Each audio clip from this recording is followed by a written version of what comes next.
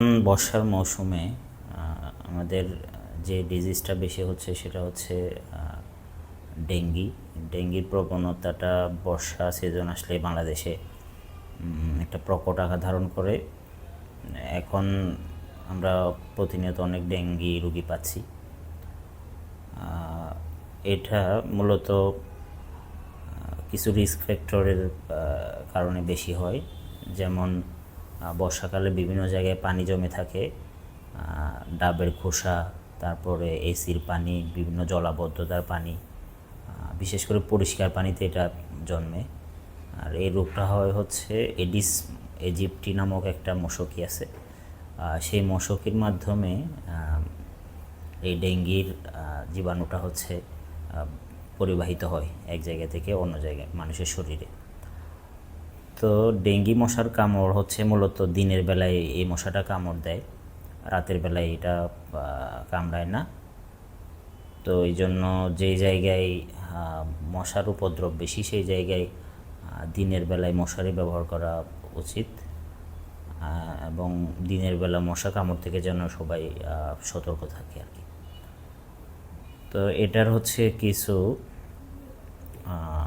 Season আছে। এই সিজনটা হচ্ছে বর্ষাকালে বেশি হয়, যখন বৃষ্টির পানি জমে থাকে আর কি এই সিজনটাতে, এবং বাংলাদেশে ঢাকার মধ্যে সবচেয়ে বেশি হয়। কিন্তু এখন এটা সারা দেশে অনেকটা ছড়িয়ে গেছে, সব জায়গায় মোটামুটি পাওয়া যায় ডেঙ্গি রোগী।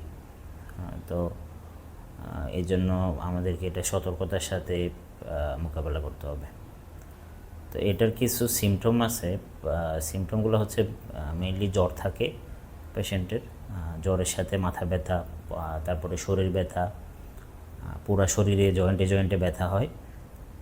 এবং এই ক্ষেত্রে সতর্ক থাকতে হবে হচ্ছে ব্যথার জন্য যেন কোনো ব্যথার ওষুধ অ্যানাসিডস যেন না খায়, কারণ এই ব্যথার মধ্যে যদি কেউ ব্যথার ওষুধ খায় তখন তার শরীরে ব্লিডিং হওয়ার একটা প্রবণতা বেড়ে যায়। কারণ ডেঙ্গি রোগে হচ্ছে পেশেন্টের ব্লিডিংয়ের টেন্ডেন্সিটা এমনিতেই বেড়ে যায়। ডেঙ্গি রোগটাই হচ্ছে তারা ওই অনুচক্রিকা যে একটা রক্তকণিকা আছে সে রক্তকণিকাটা কমিয়ে ফেলে, যার কারণে মানুষের বডিতে ব্লিডিংয়ের টেন্ডেন্সি তৈরি হয়। তো সেই জায়গায় যদি কেউ ব্যথার ওষুধ খায় তাহলে ওই ব্লিডিং টেন্ডেন্সিটা আরও বাড়িয়ে দেয়। এই কারণে ডেঙ্গিতে কোনো ব্যথার ওষুধ খাওয়া যাবে না কখনোই। শুধুমাত্র ব্যথা হলে প্যারাসিটামল খাওয়া যাবে, প্যারাসিটামল ছাড়া আর অন্য কোনো ব্যথার ওষুধ খাওয়া যাবে না। এরপর হচ্ছে যদি সিভিয়ার ডেঙ্গি হয় কারো, তার হচ্ছে বিভিন্ন জায়গা থেকে ব্লিডিং হতে পারে, যেমন তার মাড়ি দিয়ে রক্ত যেতে পারে, প্রস্রাবের রাস্তা দিয়ে রক্ত যেতে পারে, অথবা চোখ লাল হয়ে চোখ দিয়ে রক্ত জমাট বাঁধতে পারে চোখে। তো এই ধরনের বিভিন্ন জটিলতা তৈরি হতে পারে। আর শরীর একদম দুর্বল হয়ে যেতে পারে, প্রেশার অনেক লো হয়ে যেতে পারে। তো এই সিমটমগুলো দেখা দিলে অবশ্যই ডাক্তারের শরণাপন্ন হতে হবে, এবং কিছু সিমটম দেখে আমরা অনেক সময় হসপিটালাইজ করি রোগীর অবস্থা যদি বেশি খারাপ হয়। এরপরে আসা হচ্ছে তাদের জন্য কিছু পরীক্ষা নিরীক্ষা করতে হয়। কমনলি আমরা NS1 করি 1 থেকে 3 দিনের মধ্যে। যদি জ্বর হয়, জ্বরের 1 থেকে 3 দিনের মধ্যে NS1 রিপোর্টটা আমরা অনেক সময় পজিটিভ পাই ডেঙ্গি পেশেন্টের। আর 6 থেকে 7 দিন পরে গিয়ে আবার আমরা হচ্ছে ওই অ্যান্টিবডি টেস্ট করি, এটা IgM IgG এগুলো। তো এই 3 থেকে 6-7 দিনের এই পিরিয়ডটাতে আমরা কোনো রিপোর্টই পজিটিভ পাই না। এই সময়টা একটু ক্রিটিক্যাল, কারণ এই সময়টাতেই রোগীরা খারাপ হয় বেশি, এবং এই সময়টাতে রিপোর্টও হচ্ছে আমরা পজিটিভ পাই না, নেগেটিভই আসে ম্যাক্সিমাম। তো এই জন্য সাইন সিমটম দেখে আমাদেরকে রোগটা শনাক্ত করে ওভাবে অ্যাজামশন করে ট্রিটমেন্টটা দিতে হয়, এবং পেইন কিলার ব্যথার ওষুধগুলো অ্যাভয়েড করেই এখন জ্বরের চিকিৎসাটা দিতে হচ্ছে আর কি। তো এই ক্ষেত্রে ক্লিনিক্যাল ডায়াগনোসিস চিকিৎসকের উপরে নির্ভর করতেছে, ক্লিনিক্যালি তাকে ডায়াগনোস করতে হয়।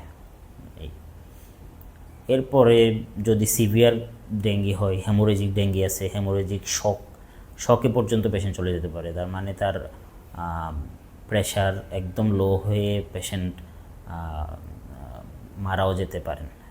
তো এই ক্ষেত্রে হচ্ছে হসপিটালাইজ করতে হবে, এবং বিশেষজ্ঞ ডাক্তারের পরামর্শ অনুসারে তাকে চিকিৎসা করতে হবে আর কি। তো এই সব বিষয়ে আমাদেরকে সবাইকে সতর্ক থাকতে হবে। এবং ডেঙ্গি বা এখন এই সিজনটাতে জ্বর হলে, মাথা ব্যথা, শরীর ব্যথা হলেই অবশ্যই ডাক্তারের পরামর্শ নিতে হবে।